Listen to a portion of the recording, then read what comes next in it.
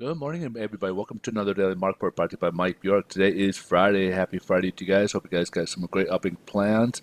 Today's also May 4th, and it's Jobs Day. This is the big day this week. We've had a pretty busy week. We had the Fed meeting earlier this week, and now, of course, we got the other big day, which is jobs. So let's jump right into it. The BLS gives us our report each month and gives us the jobs for that month. So for the month of April, we have what they call the NonFarm Payrolls. And the previous month it was actually revised higher. It was a revised 32,000 new jobs higher in March from 103 to 135. But February was revised about 2,000 lower. So that translates to 30,000 new jobs that were created due to the revision on this. The forecast was about 164,000, but we came in a little disappointing at 164,000. But if you figure the 30,000 that we didn't have in our numbers, added to 164, we would actually be right in the same range of where we expected. So it's not as bad as it looks because we had the revisions to the positive side of things. But again, it did miss the headline, did miss the number here. Also, we got the unemployment rate for the month of April. So back the previous one reporting came in at 4.1%. They thought it would reduce down to 4%, and it actually dropped further down to 3.9. This is about the lowest number we've seen in quite some time, like 17 and a half years. The U6 number actually dropped from 8% to 7.8%, and that's like the best that we've seen in 16 and a half years. Now, the reason for this big drop is because we had about 236,000 people drop off the participation rate. So with that lower participation rate, and then you make the calculations, that's what gives us the 3.9% versus a 4.4 or 4.1%. So with that fewer people participating, that's what kind of brought that down here. So kind of misleading in some ways, but just kind of give you FYI. Last but not least, we got the average hourly earnings. This was important because this is kind of what hit the markets back around January, February.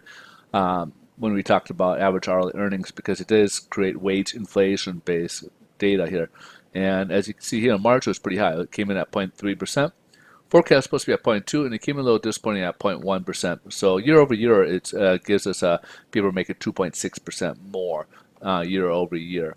Again, this is good news here primarily because it showed that inflation's not getting out of control, especially after the Fed said they're going to be watching that.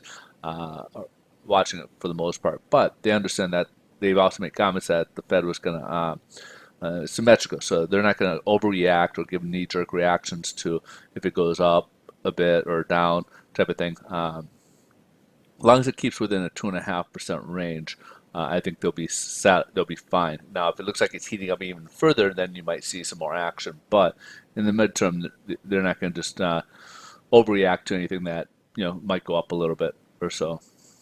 So here's the headline news. Stock market's up. They like it primarily because I think that wage-based inflation, they really like that. That was creating some concerns about possible more rate hikes to fight off inflation.